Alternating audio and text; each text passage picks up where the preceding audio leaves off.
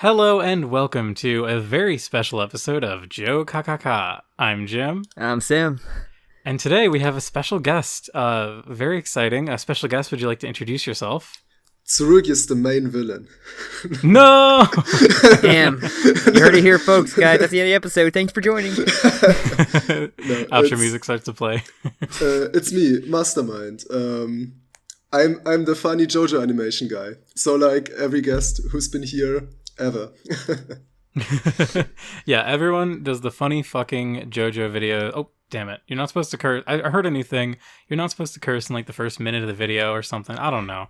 Hey, how are we going to collect our 82-cent checks, okay? But yes, thank you so much for joining us today. I know you said that you wanted to chat about, you had some fun topics we can talk about JoJolion.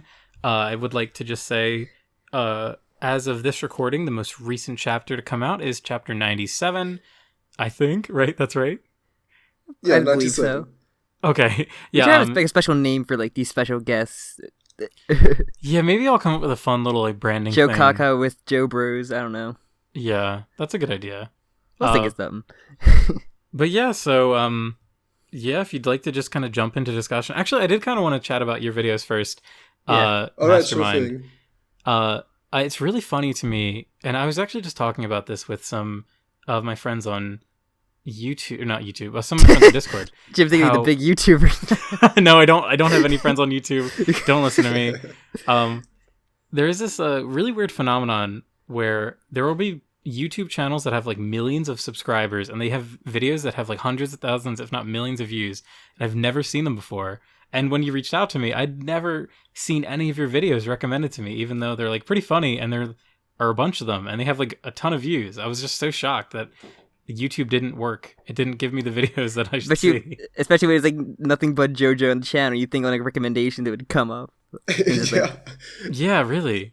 Like, honestly, I don't have any idea why. Like, you're not the first ones to talk about this. Like, some of my friends who just watch JoJo content a lot still didn't get my videos recommended. I have no idea why, to be honest. I mean, they are monetized, so that shouldn't be the problem. Oh, and Jim, of course, will have the probably link to your channel, of course, in the description. Yeah, of course. Yeah, just check below for Mastermind's channel. He has a ton of videos, not only on JoJo, but also seeing there's Yakuza stuff as well. You said Phoenix Wright. There's a Persona 5 series as well. Yeah, I saw your banner. Like, the guy has good taste. Well, thanks. Just a little bit getting into the Yakuza, like, started with it, and I love it, so. Oh, nice. Only Yakuza 1, but I just love, like, Kiryu and Majima especially. It's like, I want more of this, and I hear Yakuza 0 is like the best thing to get to next. It is. It's the second coming of Jesus Christ. I'm excited. I think we have to wait the next sale when it goes for like $5, but I'm excited to get to it. Yeah, sure. Thank you guys for having me here. It's a pleasure. I didn't even say that. No, yes. Thank you. Actually, like, what's the general like JoJo opinion? Like your favorite part so far, and like your favorite like character. Yeah. Okay, so my favorite part is part 5 by a landslide. Wow, interesting. Like I'm one of those people who would defend part 5 with their life. Like good. We need more of those people. I really think part 5 is an absolute masterpiece, and it has a lot of unique story writing techniques in it that aren't really used in other parts that much. Which is one of the main things why I love it so much, and of course the characters. Bucciarati is my favorite JoJo character. Hell yeah. And my second favorite JoJo character is like a popular unpopular opinion, because it's Jotaro. And okay. I know like Jotaro is like a character that's like really popular in general, but in the fandom he's kind of looked at as bland, and some people call him a Mary Sue and stuff. But well, honestly, I just love him to death. I can see that for being like part 3, but like part 4, I love Jotaro in part 4 like, so much. Yeah, I love him in general. Part 6. Yeah, I love him in general. It's funny because Sam and I are currently we're like rereading. Well, technically, it's my first time reading part 3 because I just watched the anime. but we're reading through part 3 by Arc. Check it out, everyone. It's called Crusading Through Part 3. Link somewhere. And I really am liking part 3 so much more than before, and I'm liking Jotaro a lot more than before. I feel like there's a lot of subtlety in his character. He's a big weirdo, but like, a very quiet weirdo. Yeah, part 3 is also really high up in my favorite parts, which is also not too popular of an opinion. Yeah, that's interesting. Part 3 is probably my least favorite part if I had to really stack them up against each other. But yeah. But damn. Any other JoJo? Any other fun fucking JoJo questions we can ask? Part 6 is severely underrated. Battle. A horrible battle. Do you have happen. a personal least favorite part though? Well, part 1. Not really an unpopular choice for your least favorite part. Yeah. I really like part 1. I think part 1 has a lot of really cool, unique shit in there. I like the manga way more though. So. Oh, I haven't read the part 1 manga. Oh, you gotta. I feel like it expands more. Yeah, it feels like I don't know. It just feels better. It's a better way of digesting the story, I think, than the anime, which kind of rushes through it a little bit. Yeah, it's good shit. Good shit, pal. I'm now going to destroy my future career by revealing that I didn't like part 7 that much. Oh wow! But okay, wait for it. All right, you can leave. You can go. Let me explain. Part 7 was my first manga part, and I wasn't used to reading manga like online on my phone. It was like a really weird experience for me. So I couldn't like subjectively enjoy it. But looking back on it, I can first of all I can recognize how it's great, like where its strengths are, and second of all, I've just started rereading it like 2 days ago, so my opinion is already getting better. Hell yeah. About it. So yeah, I have to give this part like a fair chance because I couldn't really give it that when I first read it. You're kind of reviewing your opinion now. Yeah, but I do love part 8. Probably my second or third favorite. What do you think so far of part 8 though? Like, yeah, part 8. Oh no, I started going back to part 6 again. No, part 8 is really fucking great. I love the mystery aspect. That's like the main driving force for me about part 8. Yeah, the whole like mystery and like finding out so little, like, and wanting to know more. Is this like probably the best part to be reading monthly and not like yes, definitely reading everything. The one thing that I love about the mystery and how Araki's been handling it is that whenever there's like a flashback chapter, it feels so important. Like every time we got like something with Josefume or Kira, I was always like the edge of my seat, like trying to digest every detail to try and piece together what we know about these characters. It's so exciting. I was so hyped when I saw that for like the first time. I'm like, oh man, we're actually gonna see this like shit that happened before part 8 started. Like, I love it. Yeah. They got really sad the whole Johnny part happened, but yeah, I can't wait to see how that pays off. I hope it if it pays off. There's so much stuff that still needs to pay off. Yeah, I think that's kind of one of the biggest ones, especially that, and we mentioned it in we just did a podcast with Permello and Aeon Star, and in that we had a pretty lengthy discussion about the mysterious flashback man that appears in like I think it's like Leon the second Kennedy. or third chapter. Sam refers to him as Leon Kennedy. We haven't really seen this character yet, and there's a lot of mystery as to who it could be. And it's Tsurugi. Hey, honestly, that's not entirely impossible. I mean, it ranges from like head doctor to like, it's like so many weird, or no, people think it's like Damo before he got to change the art, his like design or something like that. People make a lot of like, yeah, other people were saying guesses. that it was like another design of Kira, which is like the worst theory ever because we see Kira in the same chapter and he doesn't look like that, or it's like the very next chapter we see Kira and he just does not resemble that at all. So that's very much not the case. Between him and the baby, people like do not stop talking about. Yeah. There's still so much stuff. I don't think Araki actually forgot about him. I'm pretty sure they will get resolved. Like, Especially with the next chapter, we're getting hopefully we get a big talk between Gappy and the head doctor, so we'll see. Oh, rubbing my hands together in excitement. I'm already hyped for that. There's not many other things that can go other than, Yasho and Toru and stuff. Like, we're kind of grouping together more of the characters now. While Jobin's in a puddle in the garage. That's fine. Alright, so I've got like 7 points. I've jotted down. Point one is just, first, Jobin is fucking dead. Are you on the Jobin is dead train?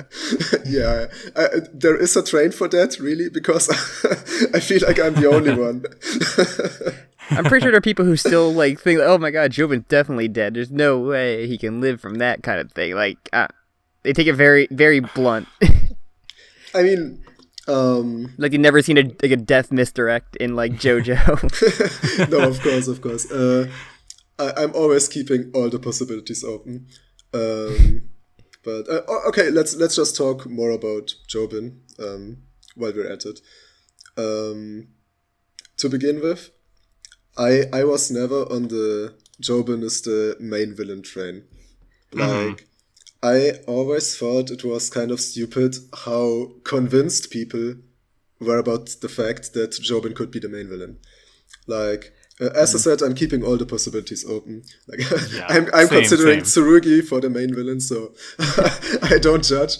And I like that. That was like my the whole Tsurugi stuff, like the Ojiro. I was like dead set that like Tsurugi's gonna become like a Diavolo kind of thing. Yeah. But yeah, since you're mentioning part 5, I always saw Jobin as a Risotto Nero kind of character. Yeah. Like, the moment Jobin attacked Yasuho with Speed King, it reminded me so much of that one scene from part 5 where Risotto, I don't know who it was, some goon from Passione. Yeah. Like, he put a needle into his eye. Their abilities are kind of similar if you think about it. That's a really good point. Yeah. Obviously, I'm not making the point that Jobin is the counterpart to Risotto. I'm just saying that he has a similar role. Like, I think it was one of you guys who mentioned it in one of your previous podcasts, that Jobin is a very passive character. Was it one of you guys? Probably. That sounds really familiar. I'm not sure who said it. We talk a lot. I have such a patchy memory with some of the stuff I say in this, and like, I really like it when people make comments that say like, "Oh wow, Sam totally predicted this," or "Oh wow, Jim predicted this." It's like, "Oh wow," because I totally forgot. I probably said something stupid and it somehow came true. But so yeah, Jobin being passive does sound familiar though. That's like, I think my big prediction. Like, I wanted the end to be like three-way like battle between like Jobin's side, Gappy's side, and then Head Doctor Rock Cuban's side. But like, I'm not sure if that's gonna happen or it can still happen because it kind of seems like it's going. Especially if Jobin goes to the hospital now.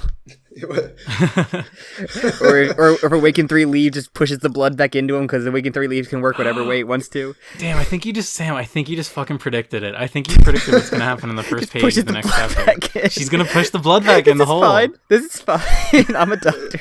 Actually, that's going to feel so stupid. She could make it do whatever she needs it to do. So I mean, yeah, I mean, the craziest use we saw of it was like one of the first times she used it, where she put it on her hand to shoot out. Her fingers. That was also very silly. But when she put it on her hand to shoot out Dr. Wu that was inside her body. Yeah. Like, somehow she just had the power to selectively only shoot out Wu and not, like, shoot out her flesh or bones or whatever. Oh, man, I don't even remember that anymore. It hasn't been that long. One of the most memorable things from that part is still just the wad of Dr. Wu in a duct tape or medicine tape ball. Yeah, just chuck him out the window. Eat him out the window. But, yeah, Jobin is a very interesting character. He's way too passive to be the main antagonist. That's like my main point with him. I totally agree. There are like some more similarities between him and Risotto. Like, he cares about his family in a similar way how Risotto cared about his mafia family, about La Squadra. And also Jobin did attack the main villain, just like how it was with Risotto. So I think that's like the role he's taking. Yeah, he showed that bed. Part. He attacked the So bad yeah, sheet. in that comparison of him being sort of like filling the role of a risotto Nero, that does make sense that he would die because it is amping up the sort of like presence of the Doctor of saying like this is a main character, or not a main character, but this is like a pivotal character killer. Like this guy is very strong. Exactly, So it builds up interesting. the main villain. That said, Jobin doesn't have to be dead yet. Like, he could also be like on the verge of death, and he does have the Rokakaka still like on him, right? It rolled into the garage. Yeah. Okay, fuck. It's a little away. He would have to crawl, which it looks like he doesn't have any juices left to do that. Until the arrows push it back. If he does manage to use it, I don't think he's going to use it to heal himself, but to heal Tsurugi. Yeah. That could be like a cool way to send him off as well. That would be probably a perfect way. I still think we're like, we still need like one more encounter between him and Josuke. Like, it would be really weird if Jobin were to just die here. Like, and yeah, Josuke is totally not even nearby.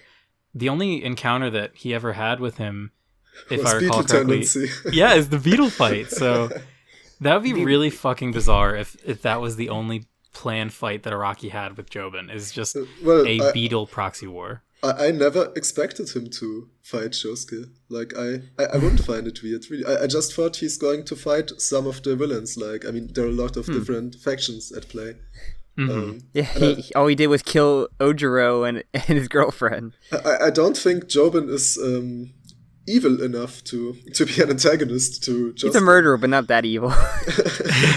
Yeah. So yeah, I'm really on the fence with the whole Jobin being evil and not, because I felt like for a while Araki was playing with the idea of Jobin not being evil, with him sparing Yasuho and being kind of insidious but not like overtly evil. But then he just kills Ojiro and like an innocent woman. So I think that definitely is like a check in the evil category. Yeah, that woman was the woman was kind of annoying. She was a bitch. She was a bitch so she dies. She was a bitch to his wife, even though his wife was like could easily do horrible pranks to each PTA woman.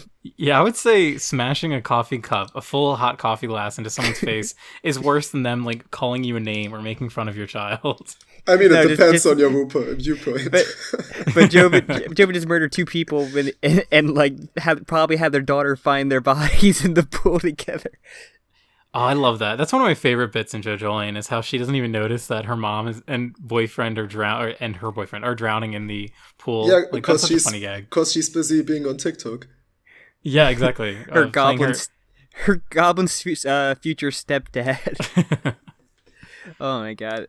But like the thing about Part 8, like every part has a little bit of family or family drama, but Part 8 has been like the family focus point. Every part that had something was like a family drama or like family, like there's something like some bad juju in the family. Well, yeah, JoJo's whole premise is basically about this like lineage and like how destiny is very much tied to lineage, and like every JoJo has not like the sins of their father, but like they're always sort of destined for a certain life or a certain greatness and path. If you had to say, is this the most stable family so far that we've seen in JoJo? At least at this moment. Like, this very moment, maybe. Does Bruno's I don't know, count actually. as a family? I mean, Part 4, Josuke and his mom have a good relationship, but, like, they still have the baby daddy drama. But, yeah, I don't know. I think another part of the JoJo curse is that you just don't have, like, a complete family, which is normal. Well, you have Jotaro and his mom, and then the mysterious dad is a traveling blues or jazz musician or something like that, and we never seen or heard from. Who you more curious about, Jotaro's dad or Jotaro's wife? Jotaro's wife, for sure, obviously. She doesn't exist. She doesn't even have a name. Jolene was conceived by Star Platinum and Jotaro. He was conceived by the Speedwagon Foundation and Jotaro in DNA splicing. I do love that one of the like consistent things about JoJo characters is that they have daddy issues. Like, almost every single one does. Oh, I'm a JoJo reference now. funny enough, Giorno's like has more mommy issues than daddy issues because his dad was dead and like probably dead dad, but his mom was like treated him worse, so just worse. Like, it's funny.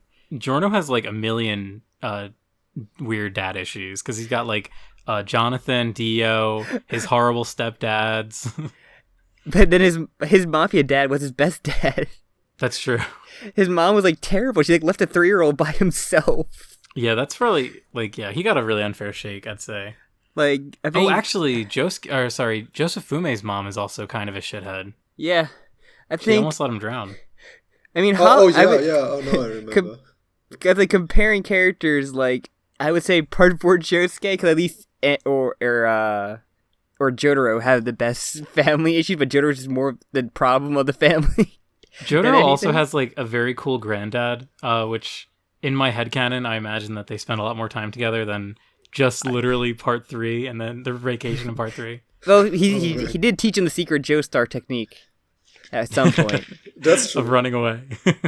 I mean, but Josuke at least like had a decent like kind of like makes fun of his mom like makes fun of him, which is kind of like a lot of families have. I know families that kind of have that. Yeah, it's very relatable. And like he had a good relationship with his grandfather as well. Until he fucking died. And never talked about it again. But even then, like even when Joseph came in there, like he was kind of hesitant at first. He did like kind of soften up to him and presumably has a decent relationship with him. What, with Joseph? Yeah. Yeah, that's more or less. The little end bit where he like steals his wallet is like the perfect little like it's the most perfect relationship I could imagine for those two characters. And so depending on how part 8 ends, like Josuke could have a nice family relationship at some point, but who knows? That it doesn't look good at this point. Yeah, that's one of my points on my list. What do you think we have is going to happen list. to Holly then, or what's going to happen on your point? If we wait, is that like a later one? Let's try and I want to address these points in order because I think that'd be really fun. Okay, Go let's ahead. do it in order. Although Stay tuned. Although 2 is kind of it's kind of random. It's just a question I have about the last chapter. Okay. But like maybe you can explain it to me.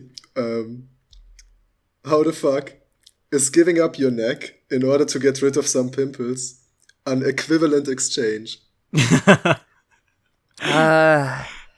It probably Because I really didn't get that. I think it maybe like the head actor like pointed it out or something. He became kind of self-conscious about it, and maybe that kind of made him want to get rid of it at some point. So when the equivalent exchange kicked in, it like got rid of it. And he was thinking about like, oh, this is like what I want to get rid of now because the head doctor said something about it. Well, but are pimples that bad? Okay, here I'm gonna try and use facts and logics to justify this stupid weird thing that happened. So I guess you could make the point that the thing that was exchanged was maybe his entire complexion, so like all his skin became like beautiful and perfect because skin is the largest organ in the body. Yeah, okay, so if you think about how much, the exchange would need to be quite great. One Jim's would a man say, of science. Yeah, I'm sure that's exactly what Araki thought. No, I really think there's kind of like a weird flaw with the term equivalent exchange, because it's kind of like a meme. Like the term itself is kind of a meme, and like especially if you've ever seen Full Metal Alchemist, like that's a term that's used constantly. But it's kind of hard to like quantify the value of certain things, like from a completely like just objective point of view. I guess there isn't like an effective. Like, you can't quantify, like, okay, pimples are more worth than neck bone. You know what I mean?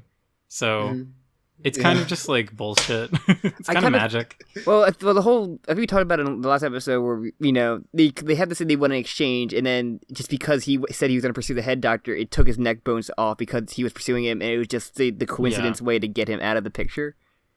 Yeah, and I think the way I interpreted it was, like, the head doctor's stand is influencing this event. Like...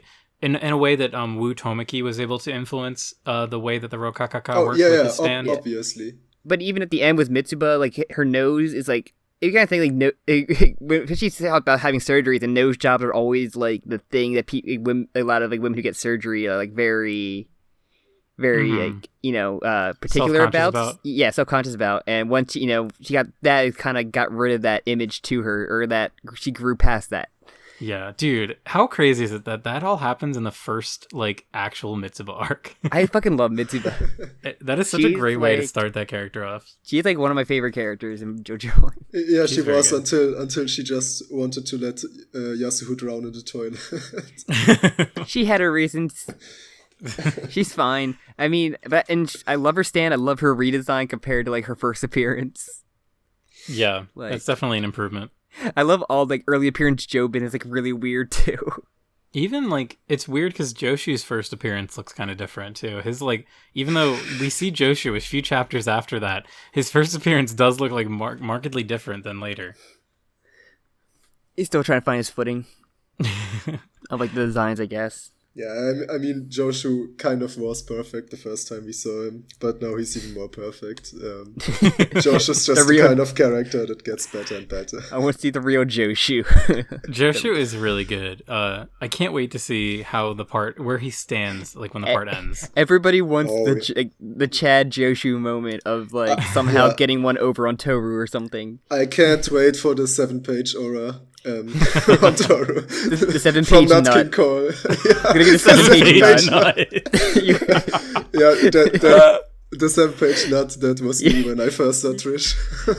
And that's our lock-in guarantee moment that's gonna happen in JoJolion. You heard it here first. Lamau. Oh man, I could wish. But you ready to go for your next point? Yeah, next point. Yeah, okay.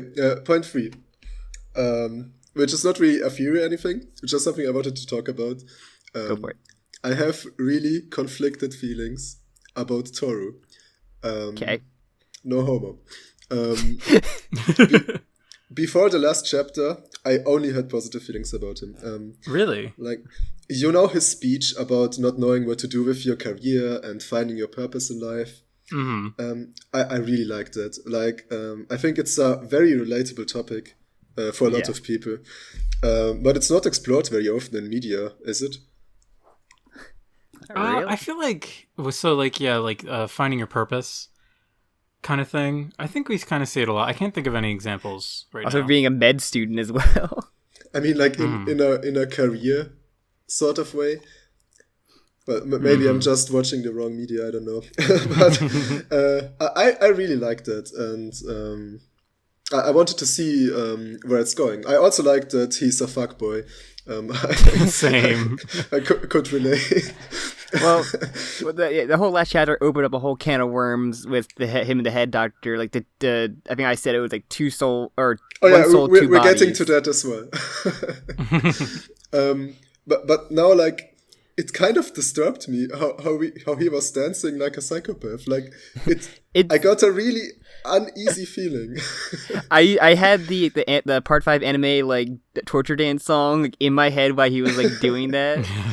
No, it was way more disturbing for me. Like really, it was kind of it's kind of a horror movie. It's like not a song you can like dance to like that either. Honestly, that's one of the parts that I think is the most fascinating about it is that he's dancing to this weird like the Wonder Review is kind of like a ballad. It's like this kind of love song. And even if he did it to Crazy Train, like it wouldn't make sense either because Crazy Train is just like I'm such a big like it's like a head banging song.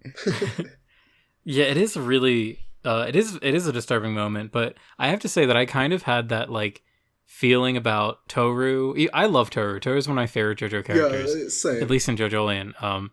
And I think that I had that feeling early on, like his first or second appearance. Every scene that he's with Yasuho, he just kind of like envelops her and he like takes control and he's so like aggressive. And these aren't really like positive character traits that we normally associate with like good guys. He always has dark shading on him, like anytime it closes. That's like true. Okay. This is probably the goofiest thing, other than like the part I think when like Gabby kind of calls him out and he kind of has that like far shot. Like it's like mainly when he's like alone, or with Yasuho does he really have that dark shading. But the point I'm trying to make is in the last chapter he seemed like a complete psychopath, and before because of his speech and everything, I thought. I don't know. He was maybe a villain with good intentions. But like, you gotta think he did go to school with Yasuho. Like, so we like, we know that, and now he's severely come to the head doctor. Where we don't really know when he did. Wait, did he mention like when he started at the hospital? Oh, to Yasho. I have no idea about that. I'm not sure. I don't think it's explicitly mentioned. I can't tell you off the top of my head. Because I'm curious about that. But like, cause what I'm most curious about is when he finally like encounters or talks to Yasho or says something to Jobin or something. Like, that's what I'm most curious about to really get like an opinion on Toru, other than one soul, two bodies, and either Toru's in control or I still like my prediction of they tested like the fusion of people with a rock human and a human, and it turned out to be like this with, you know, two bodies, old man one and soul. a fuck boy. Yeah, a human boy and a rock human old man. So since we're there, that's like the next point already. Unless you wanted to say something.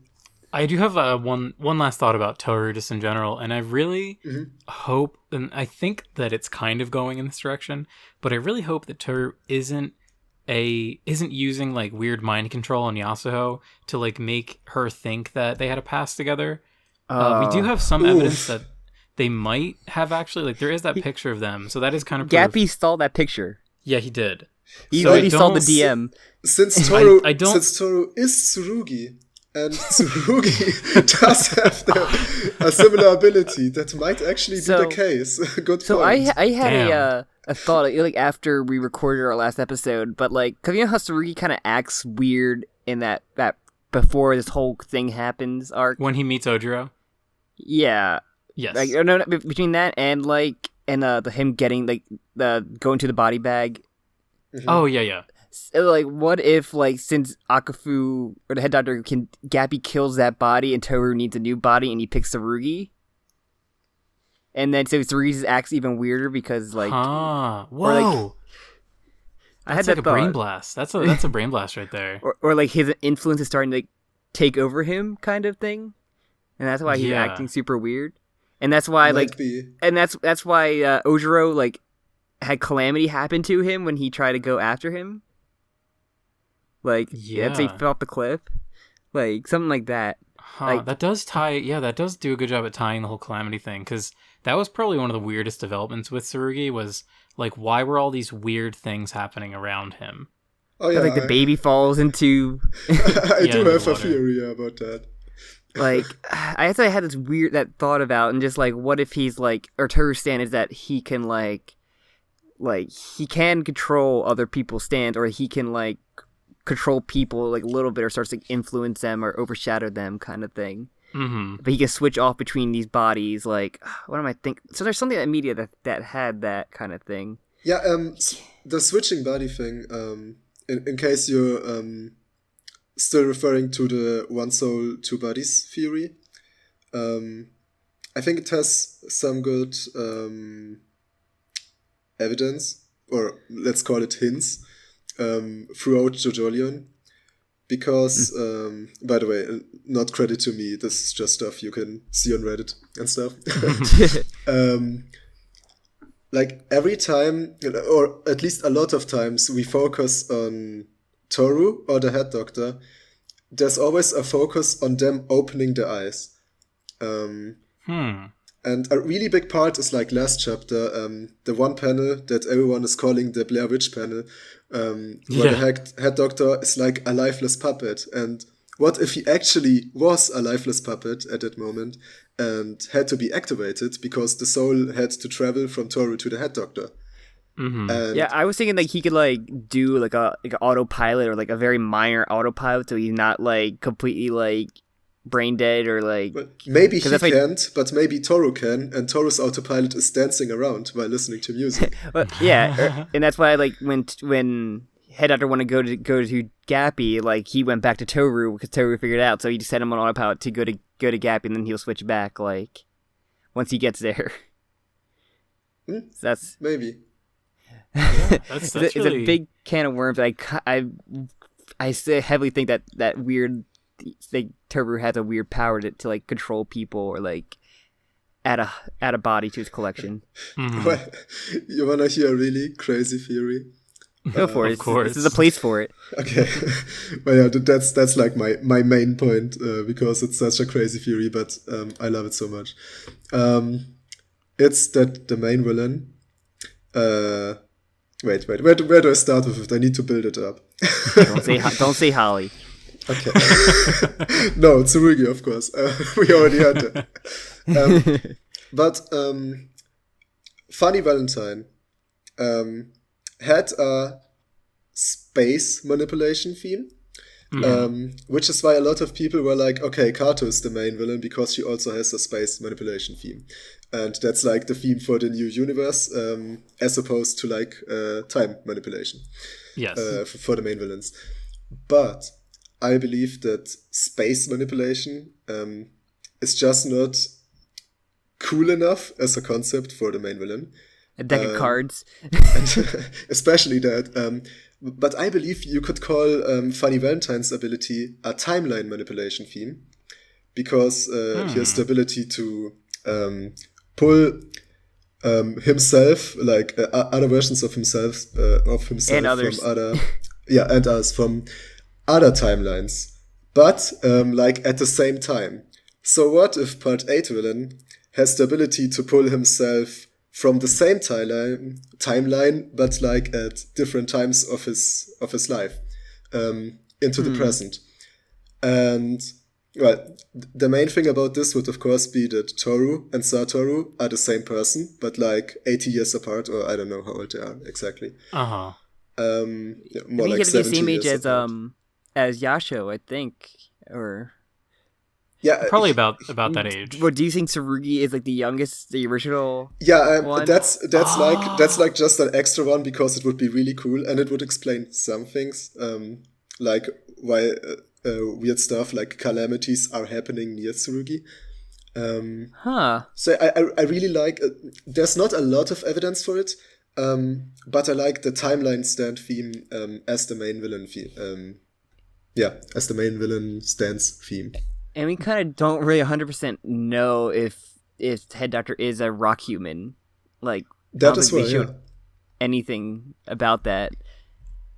It would also explain why they know what's happening, like why Toru knows what's happening with the Head Doctor, because that could be part of his ability.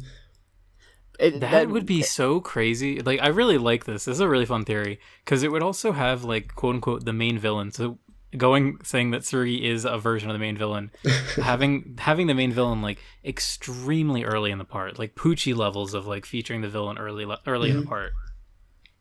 Yeah, but obviously Tsurugi himself doesn't have any evil intentions, but for some reason he might develop evil intentions when he gets older, i.e. Toru.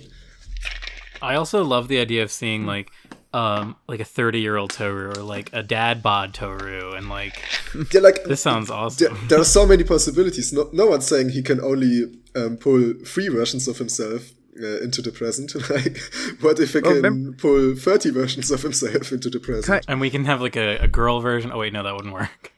Are you kind of going back? People, that the mysterious man in the Kira flashback. I think one people said, "Oh, it's gonna be like funny son." That's just 30-year-old Tsurugi, Toru, Satoru, whatever. Oh my damn! And now you also know who the baby is.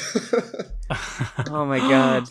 I don't see this being possible at all, but I love this theory, and I think it'd be so much fun. I think it really depends in the next chapter if Toru goes to like Jobin's like pile of blood and either says something about it or like looks sad towards it, maybe. But like that's the only way I think. But he hasn't interacted with any of the Hishikatas at all. Like, only Gappy and Yasho really.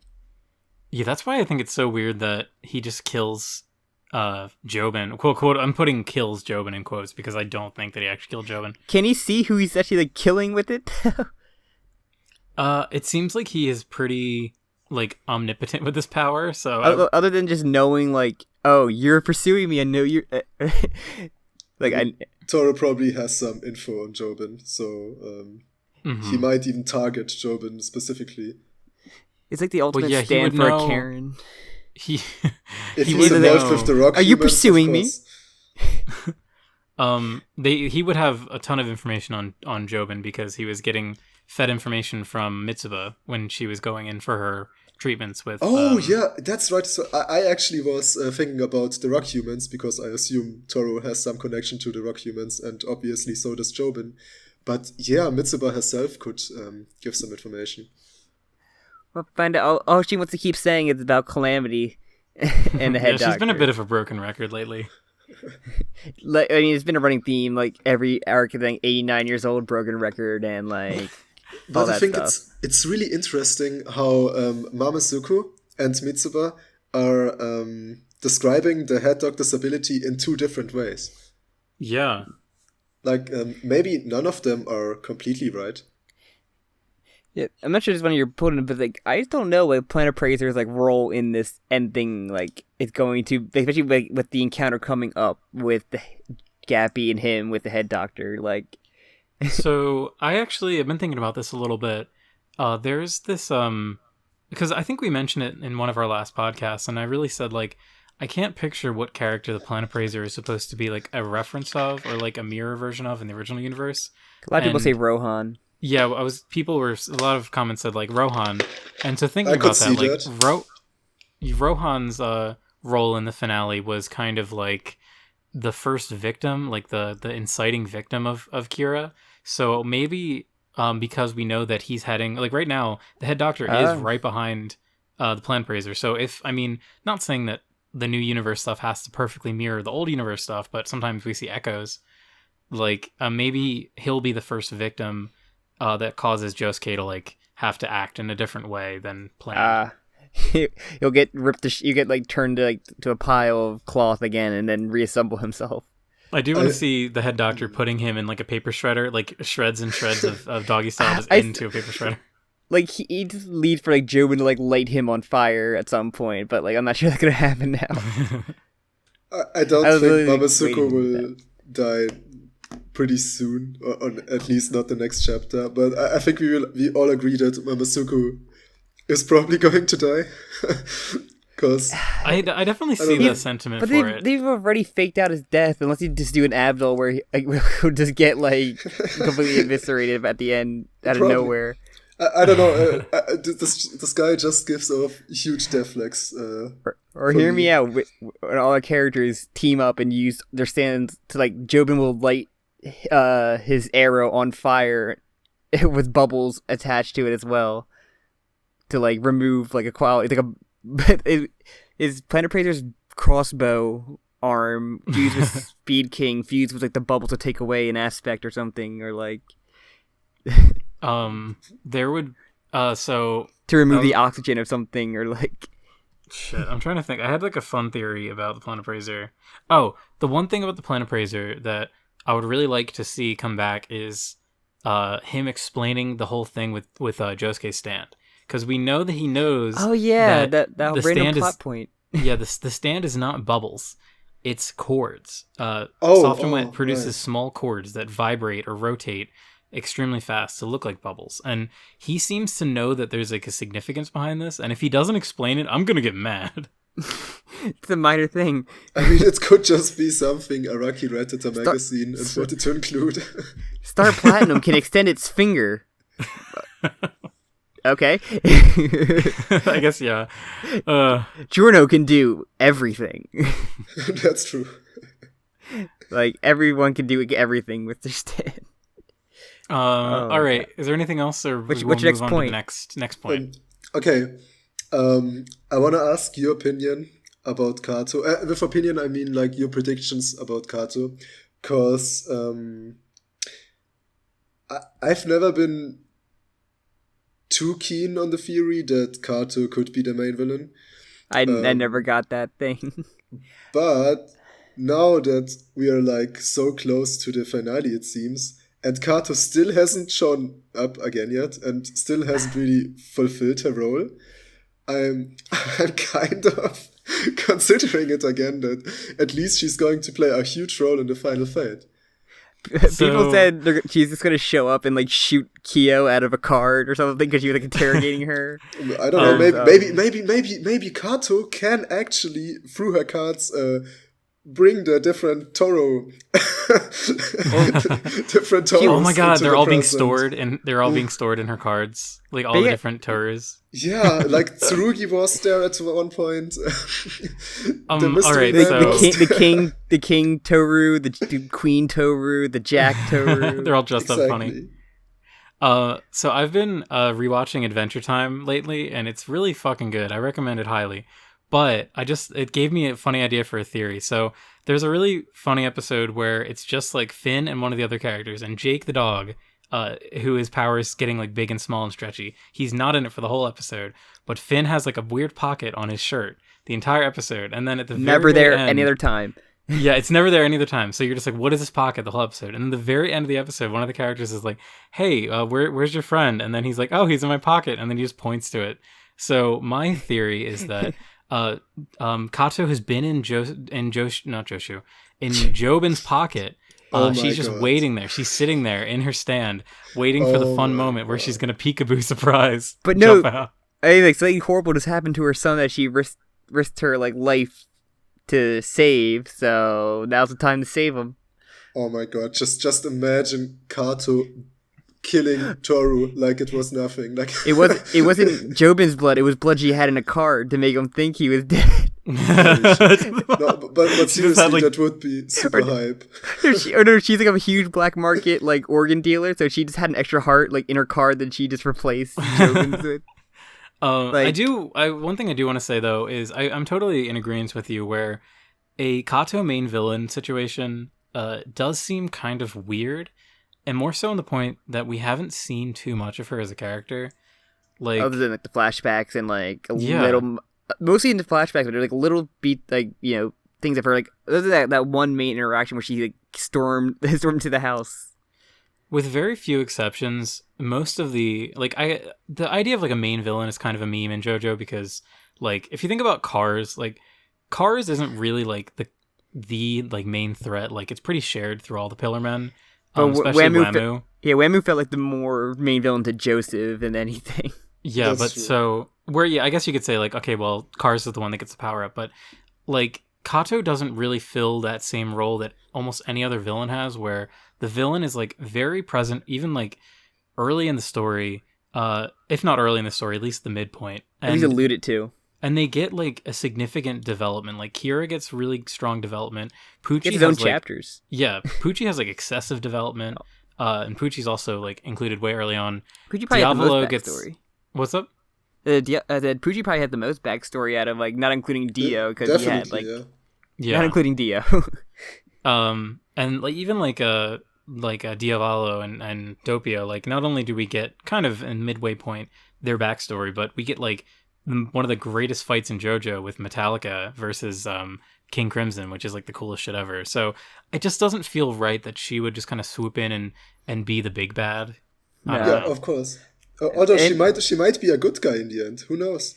That would be awesome and she's crazy. on she's on the Jobin team, so Yeah, I really like the theory that she's hiding out in Jobin's pocket. I like that a lot. Like she's just going to kill Toru like it's nothing. Like that would be so hype, and such a the card good of blood. subversion of expectations. It was a card of blood because that card had Kyo in it. Oh, that's where Kyo is too. Kyo is also she's in a dead. card. She's dead now.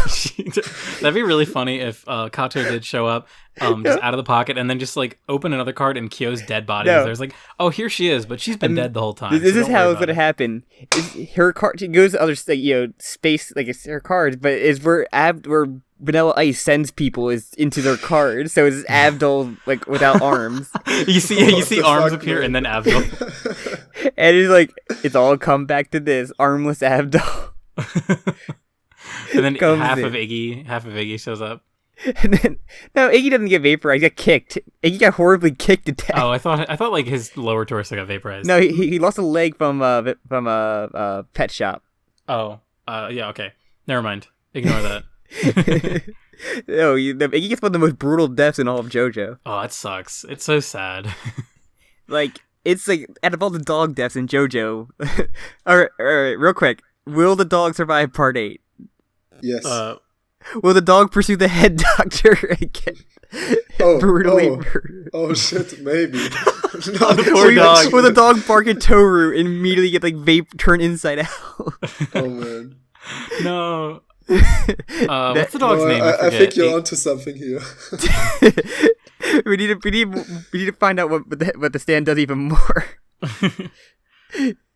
I miss the dog. I hope he's okay, even though he looks like a fucking homunculus monster. It's the most monstrous dog, even though I'm pretty sure Rocky could like learn how to draw dogs ever since like the early parts. Iwasuke. That one, just like the one picture that everyone always uses for Iwasuke is just so funny. He's like a boar. He looks like more like a worst, boar than a dog. It's like the worst picture you could like take of someone and just used it for everything. Yeah. He's so like sad and sympathetic. He really is the most wretched creature. But what's your next point, by the way, View? Okay, what number over this? Only 2 points left. Okay. Wow, we're making good time. Yeah, 6 and 7. All right. First one is, what do you guys think about Josuke's and Yasuo's surviving chances for the part?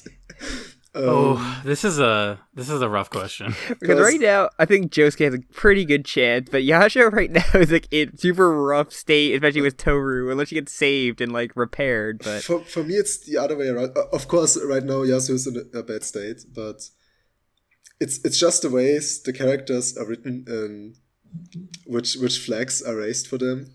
I kind of think Josuke might die in the end. Like, I'm not saying it's gonna happen in the next chapter, but I think he's not going to survive part 8, and Yasuo probably will. But yeah, I can really see it going. That's just like my thoughts, like so not any evidence. So will we have like I was gonna say, I think I can just see them ending with like a shot of Yasuo holding like Gappy as he turns to stone or something. Damn! Man, oh my god! I'm already crying, man. That's what didn't happen. That like, upset everyone. Everyone just like that. But like, have you talked about like the end of JoJolion? But like, where would you go through part 9? Like, you have a Yasuo and Gappy because like it could be the part 5 equivalent of just having the 2 dads, the 2-for-1 dads. Yeah. So this is really like the Yasuo and Josuke. Like, I always think back to like the very first chapter where Yasuo is narrating and she says that this is a story about breaking a curse. And it definitely does kind of imply that Josuke will die. Or like, I don't know. Like, to me, I get the vibe that like, it's kind of like... The Hishikata curse? The Joestar curse? I think it's the Higashikata, like the stone curse is what it's referring to. But because... so, like... To kind of make a comparison to like part 5, Bruno dies like halfway through, but it's like this kind of weird tie with fate and destiny, and also his own like spirit that's able to keep him going and to like really right this wrong. So I mean, in my mind, it's kind of like Kira and Josufume died already, like they're dead. So I could see the kind of same thing where Josuke is like, he's living out like basically the way to tie everything up and like create a right out of all the wrongs that have happened. But it would feel really fucking sad to have Josuke die because he just had a whole chapter. You know, it's JoJo, so that is true. But like it sucks because like to expect something like that. That one chapter with him and Holly was like Josuke has really come into his own. Like, he has a new identity. It's not like he's just Josufume anymore, or like that everyone kind of has been. I don't know. I feel like there was kind of a like everyone was like, oh, he's more like Josufume than he is Kira, but no, he really is his own person. He is his own person. That's but like it is like based off of Jofume's body, where like he got the Kira's in him now. It's just the main body was Jofume, and the balls. And the balls are both. Balls are both, obviously. But like. I think like like how many times JoJo ended on like a downer, like part 1 and like like part 1 ended on a downer, and like part 5 kind of like it was bittersweet, like a lot of bittersweet. Part 3 endings. Too, like so many people die. It really is so tragic. Yeah, even the happy endings are not happy endings in JoJo. A lot of bittersweet endings, like. I think part 2 just part 4 because they don't give a shit about Shingeki like seriously finishing. Like he's fine. Like, we did it, guys. We saved the neighborhood while like Shingeki's like blown to pieces like all over the school. Not even. He was blown up so sufficiently that nothing remained. And like the few couple that like blew up because he really wanted a hand. Like, other than like probably one ambulance driver was PTSD after a guy's head was literally like mangled. But like part 4 probably has the happiest ending out of them all. Yeah, I would agree.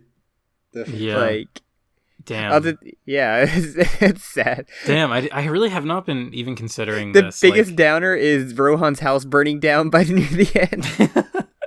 That is like the biggest downer, and Rohan doesn't even care, and he lives with Koichi. Mean, under certain circumstances, you could also say part 6 has the happiest ending. Although the first time you're gonna read part 6, it's not gonna feel that happy. I consider that bittersweet, like a very bittersweet as well, though. Yeah, because it's like they did die. Like our characters did die. Yeah. But it's like their essence is kind of existing on in like a different way. And in a better way. That's like. Yeah, they're not in prison anymore. And like, yeah, like if part 8 like she ends like on like a little bit like a happier thing where everybody can kind of be fucked up a little bit. Like Yasha's missing an arm and like everybody's just damn. Like Gabby's still missing like the eye. And I would be fine with that. Yeah, but Joe would have a couple holes in him. Jobin's gonna be dead, man. Ray's already missing fingers. Right, he's already missing fingers. Yeah. But yeah, it's gonna be sad because Tsurugi will have to be killed because he's the main villain. Like, it's gonna be pretty bad. He's a third of the main villain. How fucking Exactly. bold would it be if Araki has a panel where a character is like actually murdering a child? If I would throw all my money if I can get like a 7-page aura on a child. Oh man. Like this, like Tsurugi, like Toru, Tsurugi, and the head doctor together, just getting like aura'd by like the entire cast of characters, just keep coming in and just beating the crap out of them all. Like the scene from Airplane where it's pretty much the scene from Airplane. The it's like happening in 3 different areas, so like each like faction is just beating the crap out of them. Yeah. On the other hand, if there is a part 9, why would Araki pass up the chance to have a 30-year-old Josuke? Like, that would be the coolest shit ever. It would be so fucking awesome to see Josuke survive and show up again and as like 10 years later. I want to talk German again. As long as his stand doesn't end up with like a time stop ability, that's just gonna come in and like. Or I really do want to see Plunder come back though. How cool would it be if we would get like Star Platinum? For some reason. Soft and wet the world. Oh my god. And the whole world just gets wet. Soft and wet bites the dust. I really don't want to see Star Platinum. I feel like that's one of those things that people are kind of kicking around. I saw Holly having Star Platinum with like thing going around. Oh my god, even better. I don't know. I don't like that. Maybe it just I need to see it done like in a certain way, but he's so I don't know. If people want that since part 7 had that whole the world mark out moment, like people kind of want that. Man, I think we already got that with Killer Queen earlier when we had the flashback. We got the Killer Queen. And it was like, oh my god, it's awesome. I would do a 7-page nutting if Star Platinum came back. 7-page nutting, I love it. That would make up for anything. The entire chapter is just a nut. Disgusting. It's not nut. It's just one long continuous word of nut going on. Oh my god. And there's a super for the next JoJo fighting game. Oh, I can wish. Yeah, I don't want Yasuo. I want to call her Yasuo. I don't want Yasuo to die. That's the ship name of Joshu and Yasuo. Yasuo really doesn't deserve it. Like, Yasuo is so precious. Being Yasuo is suffering. Rough life. Yeah, she's had such a rough life, and she deserves to be fucking. We still never found out about the hair clip thing either. Yeah, well, yeah. The clothespin on Jobin's head is a rock animal, actually. I think I made a joke like that before. I don't know. There's a lot of things we still don't know, and we passed part 7 in like length of a JoJo part. Dude, we're gonna be at chapter 100 soon. Isn't that fucking bananas? It's crazy. And like it felt like only yesterday we started with Urban Gorilla. I know, yeah. Isn't that crazy? At least, Sam, it's going to be almost 3 years since we started doing this shitty podcast. Yeah. You know what's really funny? Like, people who started JoJolion when it came out in 2011, and they were like, yeah, I'm 19 now, and the protagonist is 19 as well. I can really relate to him. Are now 29. Oh, or 28. damn, that's crazy. Funny enough, I started Part 8 like a few years into it. Like that's when I caught up, man. And it's just been like one long road, one long trip. And it took forever for Jim to get there to read it, so we could finally talk. I had someone to talk to about it. And then we started this. And funny enough, our highest viewed video isn't JoJo technically. Yeah, right. Yeah, our Diesel video has become our most popular video. Somehow.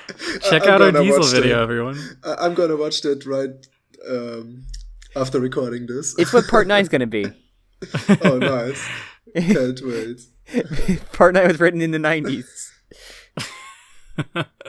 Oh my god. I not to go on too much of a Diesel tangent, but I really want to track that guy down and like steal his scripts, because I want to make like more. I want to make like issue 2, 3, 4 of Diesel, because he definitely had to have a plan. Like he couldn't have. We get a bunch of artists just like draw like a page or a panel. A crowdsourced Diesel 2. Diesel issue 2. Maybe one day. But yeah, I guess what is your last point then? Okay. Speaking of Diesel. Okay. My last point is, I think, a very interesting question. So we probably all expect Part 8 to end soon, or at least like for this arc to be the last arc. Like the final battle is approaching very quickly. I'm just gonna throw out the possibility that it isn't. Like, what if Part 8 might be way longer than anticipated? That would be fucking awesome. Those guys we fight are not even like the main villains right now. And I the mean, main villain is gonna be an even huger plot twist. Like, I don't know, man. Diavolo comes back. I mean, we could. I mean, we still have like they have this countdown until the harvest happens, and that couldn't just be the start of the next big arc as well after we get past the Calamity stuff. Oh man, for all we know. Remember when people thought Joseph Joestar was gonna be the main villain because he's also 89 years old? Oh my god, I forgot about that. I would be down for that as well. So my answer to this is kind of a selfish one. I really love the setting of Moria, especially in Part 8, and I would love to see the town fleshed out more. And like, there have been some pretty crazy events, and like we've seen characters die, and I just would love to see like taking some older characters. Like I want to see how Carrera, because Carrera, like her last appearance, she specifically said she like said like I will be back, basically, like Arnold Schwarzenegger. She will. I still think it's a missed opportunity to not have her in the prison cell with like the Planet Appraiser like that. Like that would have been so like a good way to bring her in there, because she is a thief. Yeah, and I also love the Higashikatas, and I think one of the like most criminally underused parts of this is like we have not really seen Hato or Daya or Joshu do too much lately. Like Joshu has gotten the most maybe out, because like Joshu has been featured in like Josuke arcs, and also he got his own kicking the phone. Yeah, and also he did that epic kick the phone moment.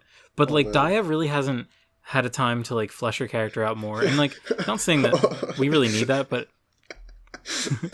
all Daya did was raping Josuke, and she's not getting any shit for it. and being wearing really sexy clothing, even though she's like 13 years old. Yeah, I want to bring this up because I've been thinking about this a lot. We talked about Lucy. Every time we talk about like we bring her up like Lucy Steele, like how like weird it is or creepy it is. And Daya she's like the most like cheesecake character that we've ever seen in JoJo. It's like kind of crazy. Like we never see sexy girl characters be like sexy a lot. It's always like when there's any female characters, they're in it for like 5 seconds and they leave. But like Daya, like the chapter covers with Daya are very sexual, and it's like this is I don't know. I think she really stands out. Remember when her dad walked in to like hit her like gapping in bed? That happened so long ago. I forgot about it. It's like it's so weird and scratic. It's like with Lucy, like there's always like so much like sexy covers of like Lucy, like Araki did. I'm just like, she's 14 years old. Oh yeah, there was this one with like she's the cowboy hat. Yeah, topless. she's naked and she's I've saved it. I mean, I remember that. Hey man, I'm a Trish fan. He made her like 15 years old. I'm like, what the fuck, man? Like, I love her design so much, but like 15, man, come on. Yeah, in my head canon, she's 20. but like every other 15-year-old in Part 5, they look like they're in their 20s. Yeah, exactly. You can't take that serious in JoJo. They look the same age as the adults in their group. It is really funny that they are like. I think that's kind of like a Shonen Jump thing. It's like when they were in Shonen Jump. Oh, you always have to make the protagonist like of the same age as like a mid-teenager or whatever. But well, I like that. In Part 3 we were reading with like the strength, like Anne was just like she's supposed to be like young, and they had that scene with her like in the shower with the monkey like creeping up on her. Yeah, dislike. Yeah, although she actually looked like she was her age. More or less. The one time Araki did that. Yeah. But like, yeah, the family still like other family members kind of step up, but also that theory that Daya's Stan did like made everybody kind of forget what happened to their dad, and I love that theory. I like that as well. It makes a lot of sense. But the whole thing of Jim saying like Tsurugi's evolved Stan is like the one that could control other Stans, but we don't know. I think at this point, like my theory about like Toru, it could be just like Toru getting him like into each of the. Actually, no, because they all act like themselves, so like, I don't think that's really that. Tsurugi's the only one that acts weird. Yeah. But Tsurugi has been acting weird, like, since his first appearance. It's like a Goosebumps title, just like something's going on with Tsurugi or something stupid like that. Don't go upstairs. Don't go to Dad's office. But, I don't know. There's a lot we don't know. I'm guessing we still have like 2 years at least before Chart 8 ends. That sounds reasonable, yeah. Mm-hmm. I still think we have plenty to go, and like, I don't even want to think about Part 9 yet until Part 8's done. Yeah, same. People, we've had some requests for people to ask like our speculation for Part 9 and like where we think it would go, and I really don't have too much to say about it, honestly. Besides what we've already said, like in our other podcasts, where I just like I'd like to see. Oh, also like what we said here, like I'd like to see Josuke return. I'd like to see Yase return. Yeah, I think in like end of JoJolion we said like, oh, that Gappy and Yasha will have twins and they're both the main characters. Protagonists. That'd be really fucking cool. I would love that. Part 9 protagonist is gonna be Diego Brando. Oh my god! It's gonna secret be love child. The daughter of Diego. I think that would be like the perfect way to. Have Jolene, him and Daya or Haito, so they could like or something or they romanced Kyo and had a kid, a dinosaur that rides a motorcycle, and there's your main character for Part 9. Oh man, that would be amazing.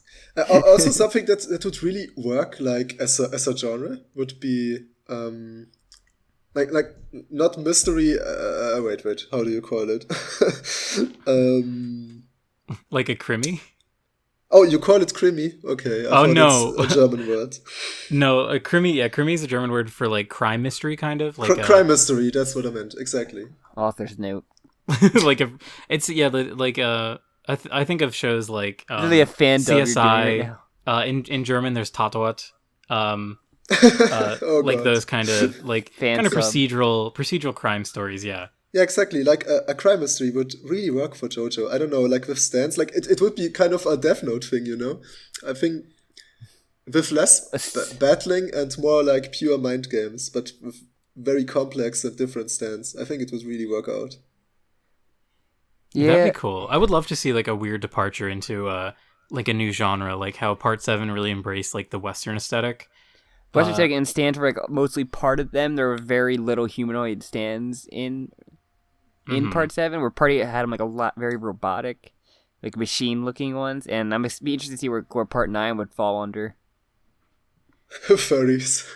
The Roaring 30s bootleggers. No. Oh, that'd be so funny. That'd be really funny if Rocky just got really into furry art and was like, "Wow, I'm gonna make all my stand designs look like furries now." Well, we went from the West to like almost modern day, from like Part 7 to 8, which is crazy time gap we had. Oh yeah, I would like Germany as a setting. Hey, me too. We haven't had I guess we went to Part 1 and 2 were Europe. And Italy in Part 5 as well. But but we haven't been at the Oktoberfest yet with JoJo characters. Yeah, we've been in England, Italy, and more Italy. My stand, Rammstein, destroys stones. Oh, and speaking of that, I would really like an alcoholic Joestar. Like, hey, I think that would be cool. Like, just imagine the introduction scene is like the main JoJo sitting on a playground, like at 3 a.m. in the morning, and he's just having the hangover of his life. When Rocky gets like really into like a German industrial music and names like all his stand after like German music. He does. He's made a couple German references. Stand 99 Red Balloons. Yeah, Enigma is a German band, right? Kraftwerk? Yes, Enigma is Kraftwerk. Yeah. That's it. I believe Kraftwerk are German. Yeah, I just like the idea. It'd be funny if they just weren't. Of folk songs, like German folk songs. That'd be cool. I mean, change of saying, but if Rocky goes on tour to Germany and fall in love, we probably would. Oh man, like Moscow, like Joanna. Central Europe tour. That'd be amazing. Goes to Russia. The only setting that we really haven't seen explored is like continent-wise. There's probably South America. That's probably the only one that we have. I mean, we have Part 2 dips into Mexico briefly, but we don't really see like. There's a lot of South America that's been unexplored compared to like we've seen a lot of Asia. We've seen a lot of Africa as well. Well, we haven't seen a lot of Africa, but we've seen some. Australia. Oh, Australia! Australian JoJo. We're going to a land down under. We're going to Australia. We're in the outback, and then every stand is just the land down under. That's just named after various Australian actors. Well, I'm convinced the next part is gonna play in Germany with Johannes Joestar. Johannes. It's the child of Stroheim is the main character. Oh no. Man. He's a weird like cyborg stand user. Oh god, this sounds like fan fiction. Yeah, I'm publishing it on Tumblr later.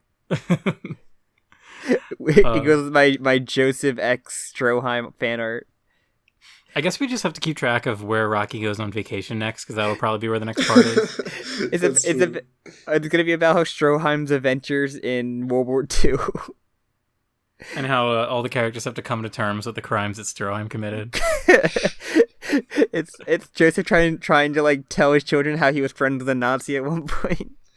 Oh my god, justifying himself. And then all his millennial kids are just like, ew, what the fuck? What's wrong with you? What the hell? Why are you friends with him, Grandpa? And what does that have to do with you cheating on your wife? it's like How I Met Your Mother, but it gets really more sidetracked. Oh my god, that'd be great. I can wish. All right, so yeah, theme any other plot? Anything with more JoJo? Well, I'm done with my points. Oh, but I can ask you just a random question if you want. Yeah, sure. Shoot, this is just we're in freeform discussion mode. Shoot your shit. Okay, what's your favorite comedy moment in JoJo? Ooh. The funniest shit that happened in JoJo, because I know mine. Fuck. Probably Eat Shit Asshole is one of my favorites. Okay. That's a very good one. You go next, because I need to think about mine for a little bit. Okay. Both of them, like I have two choices. Both of them include Anasui. The first one is a really obvious one. It's the Mickey Mouse one. Like, where the fuck is Mickey? If there's no Mickey, this shit ain't just... Like, I really had to laugh out loud during that It'll one. never be animated. Probably, yeah. But the other one is like really underrated. Not a lot of people talk about it. It's when Weather Report regains his memories and goes into fuckboy mode. Like he's only in fuckboy mode. Yeah, for like I know. two pages. It's hilarious. I know exactly what you're talking about. I totally forgot about that. A good runner-up is part 5 when they beat the shit out of the guy who they spill wine on. That for might Clash be... and Talking Head. Jim, Weather Report is like he regains his memories and he's going up to 2 girls. It's the equivalent of Diego having all the fangirls on him at one point. But the really funny part is that the girls are like, "Oh, but you're not murderers or anything, are you?" And Veda is porting at Anasui, and he's like, "I'm not, but he is." And the girls are like, "Hey, you're this so is like funny." the hat of a serial killer.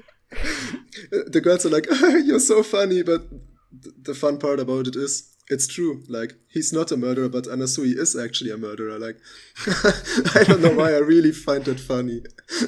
That's really good. All right, so I've thought of 2. I'm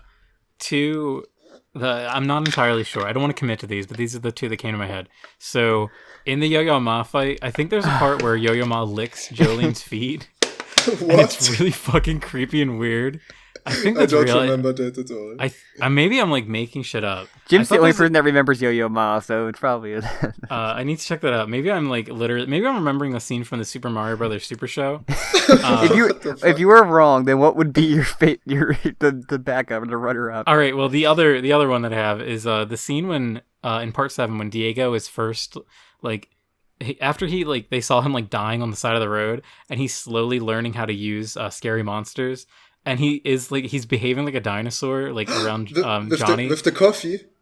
Yeah, the coffee scene. Yeah. There's the one coffee panel in scene was particular great. where he's kind of like skulking around like an animal, and then he just turns around, like his head like whips around, and that panel is just so funny to me. His expression. Yeah, I know exactly what you mean. I loved it. Another good one is part 4, Koichi like at the hospital, like basically like harassing the nurse to like give him information because she's being a bitch to him. Oh, that's so good. Killed the hoe is one of my favorite lines of like anything from a stand. There's so many good part 4. Just because part 4 has a weird shit. Like anything with Rohan's like weirdness is I love, and like the dice game is just so ridiculous as well. Like, oh yeah, that one was good as well. Like seeing a dice throw up as like a piece of like in like drawn thing is like hilarious. I love that too. Okay, I did find it. So there's a part where Yo-Yo Ma makes a chair out of branches. Jolene sits down and he's like, "I'll polish your shoes," and he starts licking her shoes. What the fuck, man? And then he makes the match game. He asks like, "Hey, do you want to play the match game?" Where you have to like, it's like a number puzzle where you use a bunch of matchsticks.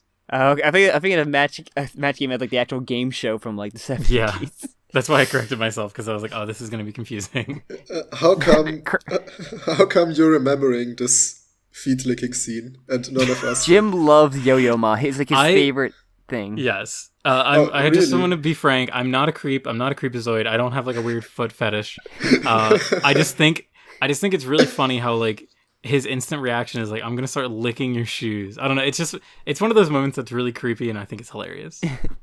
But I don't know what's weirder, having a foot fetish or liking Yo-Yo Ma. Jim is like the number 1 Yo-Yo Ma stan. Yo-Yo Ma is so criminally underrated. When part 7 gets animated, if it does, it probably won't actually. People are gonna come to me and they're gonna lick my feet because they're like so embarrassed. They're gonna skip Yo-Yo Ma, go right to part 7, like you said. Oh wait, did I say part 7 gets animated? You just said when part 7 gets animated. When part 6 gets animated, everyone's gonna come crawling back to me. They're gonna say, "Oh my god, I was so wrong for years." Just like how they were all wrong about part 5 being bad. Just like how they're all wrong about King Crimson being hard to understand. Like how wrong I am about not liking part 6 as much as everybody else did. Oh yeah, but we do agree that Dragon's Dream is the worst fight in the series, oh, yeah. right? Okay. I do. Okay, good. My favorite thing in part 6, other than Foo Fighters, is all the ugly human beings that exist in this prison. In our Discord that we have emotes of these like ugly like prisoners or guards, and it's great. Like creatures, absolute creatures. And like, I absolutely don't like the what's it called, the maximum security arc at all.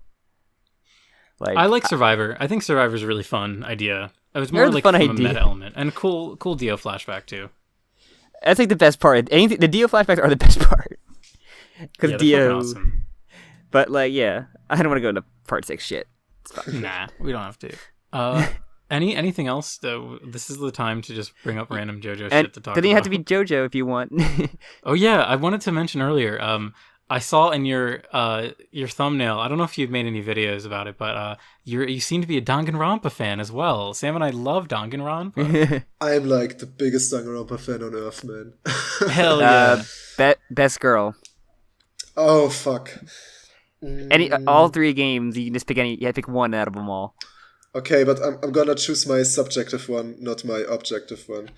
So my You don't have to explain yourself. You're good. yeah, my subjective one is either Mikan A man of taste. A man of fucking taste. or Ibuki. Oh my god. Wait, sorry. What was the other one? Mikan and who? Ibuki. Ah, hell yeah! I like Ibuki. I don't like a boogie. They are characters that are actually I won't say anything because I don't want to spoil anything. So. Yeah, let's not spoil I have a Danganronpa little- in a JoJo podcast. I have a little figure of Mikan on my computer. Oh, man, yeah. I find Mikan annoying, but I respect that people can have different tastes than I do. You shut You shut your probably mouth. just- you yeah, take you- that. You monster. You probably just don't have a nurse fetish like we do. Don't hide it, Sam. We both know Who's it's my true. favorite? Sam, who's my favorite character? I forget. My favorite Oh, I love, character is Mew. Komaeda. Yeah, I would say Mew. Oh wait, so waifu. So my favorite waifu is probably Mew Okay. from part 3. She's fucking hilarious. She's kind of just like a more aggro Ibuki, basically. It was funny because Jim would always say like I'm a golden god as a joke a lot of the time, and then I would play the game and she'd say like, I have a golden brain. I'm like that's like something Jim would like and say. I was predisposed to liking this character. Steampunk, Yeah, also the steampunk angle is really. but also Gundam is probably best boy. Oh, Gundam's yeah, really he's good. he's close at least. Yeah. I just love to hate Koichi. I like. Oh. He's so good. He's Koichi so is so fucking good. I would like to talk more. We should just have a Danganronpa cast sometime. If I don't we're wanna gonna spoil do a anything. Danganronpa podcast, I'm gonna be in it. we did a Persona 1 like 5 one forever Yeah, ago I listened to that actually. Oh my gosh. when Persona 5 just came out. Damn, I forget like everything we said in that. Save. I had to play Royal. Yeah, I still haven't played it. Get my girl Haru to do something more. I love Haru. I love Haru. I love like almost all the girls except Anne. Anne is one of the- Yeah. That is kind of bland. I But get she's annoyed. like- The game really tried to push Anne as like the sexiest like party member. Like you really want her, you really like her, right? Like, I want Haru. I want this girl with the axe and a grenade launcher, please. I'll take 20. It's kind of unfortunate, like that role of character in the Persona game. It's like the first girl just needs to be there to like fill that role, so that like the other, what's the saying, like Anne walks so that Haru can run or whatever. Makoto. Yeah, everybody loves it. Yeah, so that Makoto and Haru can run. Like Yukari's there for people who love Mitsuru. Yeah, basically, or I guess the superior choice. I love Yukari. I'm even better that she became a Power Ranger in like the fighting games, and I fucking love that. Oh man, I've played all of those as well. So much time wasted. Not really wasted, but like so much time used for the Persona series. Yeah. I love Persona 3. I don't pick them all. I think Persona 3 is my favorite. Though. Same. Persona 3 makes me feel very hard. I think. Wait, what?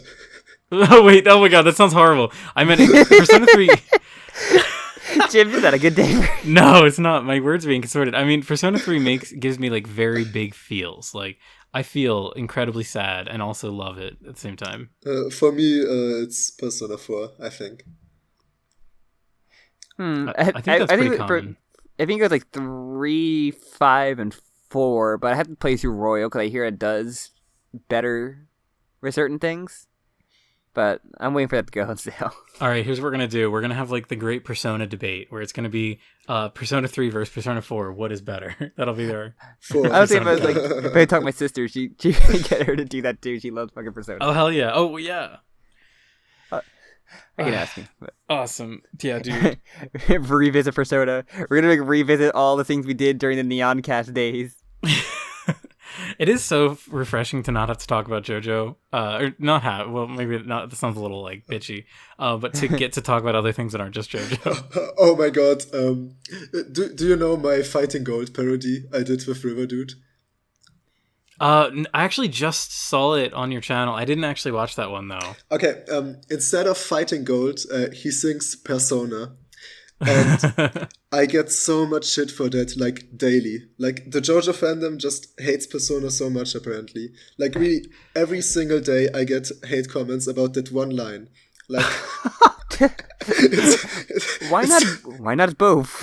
Yeah, Persona is so... I don't feel understand like... it. I'm sorry? Yeah, I don't understand why they wouldn't enjoy both things. Like, because the small JoJo Brody's gotta be like, Persona copy stands or stands copy Persona. It's like, I can't have this JoJo in my SMT. That's true. Because SMT fans get like really butthurt over stuff too. It's so stupid because like just enjoy shit. There's Don't be something angry at shit. Yeah, there's something like weirdly core about this that I think a lot of JoJo fans also like Persona. I don't know. There's something about these franchises, and I see it too with Danganronpa. It's like these are like the triad of like fandoms that they intersect, I guess. Or like I always see people who are into these three things. I don't know. I think it's so stupid to be like hating on Persona because it's a copy of JoJo when it's not at all. Like it's not at all. Because there's people who like hardcore SMT and they think, oh, Persona is just baby and waifu simulator. Like this is for big boys, not these babies Persona games. I'm like, just enjoy games. Just enjoy them for what they are. I know. Why are people so mean? Yeah. I'm not gonna play this Digimon game. It's just a Persona knockoff. Just enjoy it because it's a Digimon version of that game. It's fucking enjoy it. I do like the idea of considering Persona as like a Digimon version of JoJo because it kind of is. Digimon. Hey man, I would love if you got Atlas to do like a JoJo RPG game, like using the stands as like and have party members with stands. That'd be so cool. Bro, oh my god, we actually have a good JoJo video game. I would do love some social Sega. links. I would love Sega to do. If they can do a Fist of the North Star Yakuza game, that's what I mean. That's what I do. They can also do a JoJo Yakuza game. That would be perfect. Like, yes, they literally got the guy who voiced Kiryu to voice Kenshiro, and like I'm pretty sure it's not like one step away from being Jotaro as well. Yeah, true. Kiryu basically is Jotaro. It's not even close. Like they're both tough guy nerds. Pretty much, yeah. And Jotaro can just do like weird like fishing mini games of like continuing marine biology. Oh god, that would be so amazing. And he gets really happy and excited whenever he catches a dolphin. Oh my god. The Dio everywhere system. Dio could be Majima and just appear just like quietly reeing everywhere instead of just doing Kiryu chat. Yeah. Just take my money. Like I would literally throw my money at you if they did this. Get Jotaro to do slot cars, sing karaoke.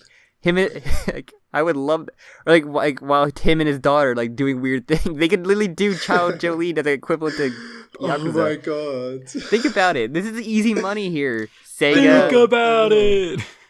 I'm sure Sega's listening to us right now, like 1.5 hours into the podcast where we don't even talk about JoJo anymore. If 15,000 people can find our Diesel video, 15,000 people, including one Sega exec or CyberConnect exec can like find this. All right, everyone that's still listening, your goal is to @Sega and with this time code and say make the stupid JoJo video game. Well, I think CyberConnect may have some because they made the last game, so I'm not sure if they have the rights still. Just tweet someone higher up. That's at some place. Just find someone on Twitter and tweet at them. Yeah, find someone on Twitter. Yeah, please. Thank you though. I appreciate it. All right, do we have anything else we'd like to talk about? Yeah, hour and a half flew by. Time flies when you're having fun. Do we have to do plug stuff now? Are we not? We don't have anything else to say? Any other topics or miscellaneous stuff you want to talk about? I don't think so. At least I can't think of something at the top of my head. All right, we'll save it for next time. Yeah. All right. So, well, we'll have the guests plug their stuff first then. Yeah, first of all, thanks for having me here again. Pleasure. It was a lot of fun. My first podcast, actually. I never did something hell like yeah. that before. You did a great job. Yeah. Well, thanks. I mean, I just talked, that's it. Yeah, honestly, Sure. there is kind of like a secret to good podcasting, and it's just not sounding like a weirdo. One important thing, I'm working on a video game. Really? Oh, really? I might be able to start a Kickstarter soon. Like the demo, Ooh. demo is really coming along. So yeah, even if you guys aren't interested in, with you guys, I mean like your audience, or you guys are not interested in my YouTube videos, it would be cool if you could like hang around and see if you would be interested in the game. Yeah, because that's Twitter? gonna be a huge thing. I also have Twitter. I'm just gonna send it to you, and you can put it into the description. But Yeah. YouTube is like my main thing. All right. That's super cool. I'm super stoked to hear more about the video game. That sounds Yeah, the awesome. JoJo Yakuza game. I can't wait for you to get on that. Oh, I wish.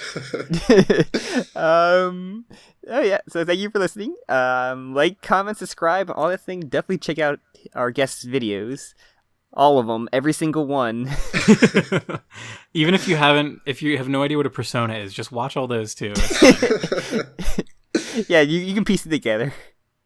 Of course, check out, we have our part 8 chapter videos, we have Hunter x Hunter videos, we got part 3 videos, like we said. We basically plugged a bunch of our other videos in this one. So, and we have our links to our podcast Twitter and me and Jim's separate Twitter, and we'll have, of course, our guest Twitter as well. Anything else I'm missing? Jim, are you plugging anything else? Actually, yeah, I'm gonna plug my other podcast that I do.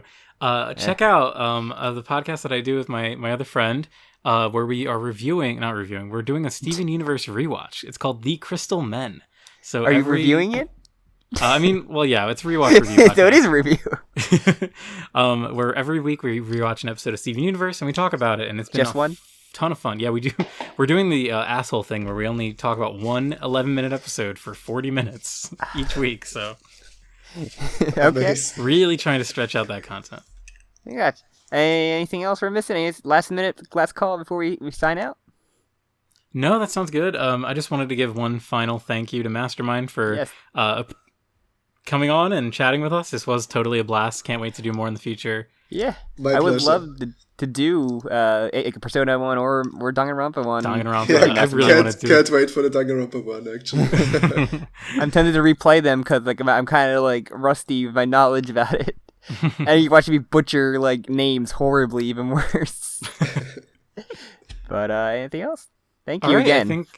I think with that we'll sign out. So thanks again, everyone, for listening, and our guest, and bye. Bye-bye. Bye.